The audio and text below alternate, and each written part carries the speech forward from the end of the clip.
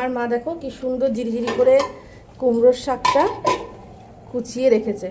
আমাদের নিজের গাছের শাক, আমাদের কুমড়োর বাগান, কুমড়ো গাছের এই, আর এই এক গাছ পেঁপে, পুঁই, কলা গাছ সবই রয়েছে মোটামুটি। এবার আমি শাকটা অল্প অল্প করে এই ভাজা আলুটার মধ্যে দিয়ে দেব। তোমরা তো আমার ভিডিও দেখেছই যে আমি ওমকারেশ্বর গেছিলাম, ওখান থেকে দেখো আমি কাশ্মীরি লঙ্কা নিয়ে এসেছি বড় বড় এক একটা। হ্যাঁ, এটা ঝাল নেই, বাট কালারের জন্য আমি 2 কেজি লঙ্কা নিয়ে এসেছিলাম। আর এটা হচ্ছে মারাত্মক ঝাল, মানে কি বলবো, চরম। এই একটা খাওয়া খুব কঠিন ব্যাপার। আর এইগুলো আমার ঘরে অ্যাভেলেবেল থাকে, কারণ আমার যারা রান্না খেয়েছে জানি আমি প্রচণ্ড ঝাল খাই। এই হচ্ছে আমার কাঁচা লঙ্কার সম্ভার।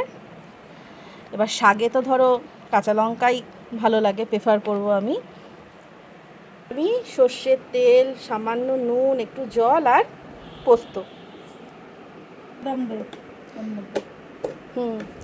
আর এই পোস্তটা ঢেলে দিলাম পরিমাণ মতন। যদিও আমার মা বলছে মেপে ঢালিস না, কিন্তু পোস্ত তো আমি একটু মেপে ঢালাটাই প্রেফার করি, যা দাম। আর কয়েক পিস কাজু, ব্যাস। দেখো আমি একটু মিহি করে পেস্ট বানিয়ে নিয়েছি একদম। এদিকে আমার এটাও শাকটাও প্রায় মজে এসছে। আলুগুলো ডুমো ডুমো করে কাটা আছে, ওপরে একটু গরম জল বসানো আছে। এবার আমি মাংসটা নাড়া দিয়ে নেব। আমি কিন্তু সবসময় কড়াই বা তোমার হাঁড়িতে করেই মাংস রান্না করি, আমি প্রেশার কুকার কখনোই মাংস রান্নায় ব্যবহার করি না। মাটনটা প্রায় মজে এসছে, এবার একটু হালকা করে আমি নাড়িয়ে নেব।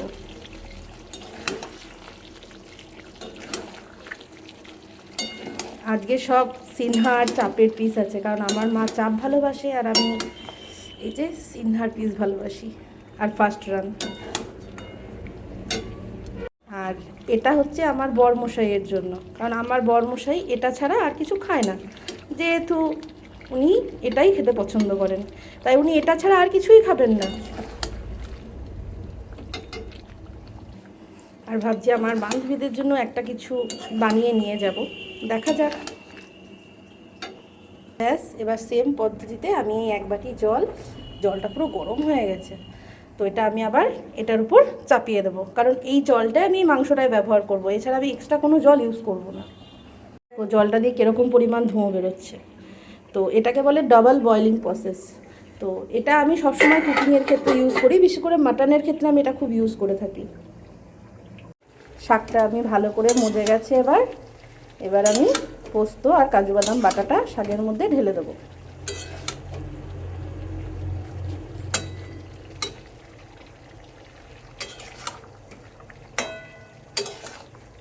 যদিও আমি পেঁয়াজের রান্নায় মিষ্টি প্রেফার করি না, কিন্তু শাক, ডাল এগুলোতে আমি একটু মিষ্টি প্রেফার করি। দেখো পোস্তটা ঢেলে দিলাম, এবার আঁচটা আমি বাড়িয়ে দিয়েছি, ফুল করে দিয়েছি। এবার আমি এটাকে ভালো করে কষাবো, পুরো জলটা শুকোবে, সব কিছুতে নুনটা ভালো করে ঢুকেও যাবে। এবং এটা না খেতে বন্ধুরা দারুণ হয়, দারুণ। এটা আমার একটা ফেভারিট ডিশ বলতে পারো। কোনোদিন আমি দিই, দেখো চিনি দিয়ে দিলাম। এবার এটাকে ভালো করে এর সাথে মিশিয়ে নেব।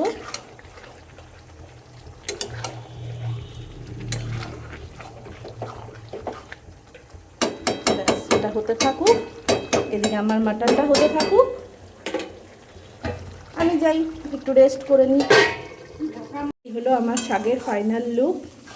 শাকটা আমার পুরো পারফেক্টভাবে রেডি হয়ে গেছে। এবার এটা আমি নামিয়ে নেব। সেম ডাবল প্রসেসিং চলছে, ডাবল বয়েলিং। মাংসটা আমার এই পেঁয়াজটাকে আমি ঝিরিঝিরি করে কুচিয়ে নেব। পেঁয়াজটা আমি ঝিরিঝিরি করে কুচিয়ে নিয়েছি। আর এই হলো আদা, রসুন, কাশ্মীরি লঙ্কা, লাল লঙ্কার পেস্ট।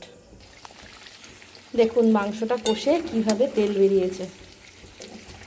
এই মাংসটা এইরকম খেতে আরও ভালো লাগে গরম মশলা দিয়ে, আমার তো খুব ফেভারিট। এই রকম অবস্থায় আমি পেঁয়াজ দিয়ে মাংসটাকে আবার কষতে দেবো।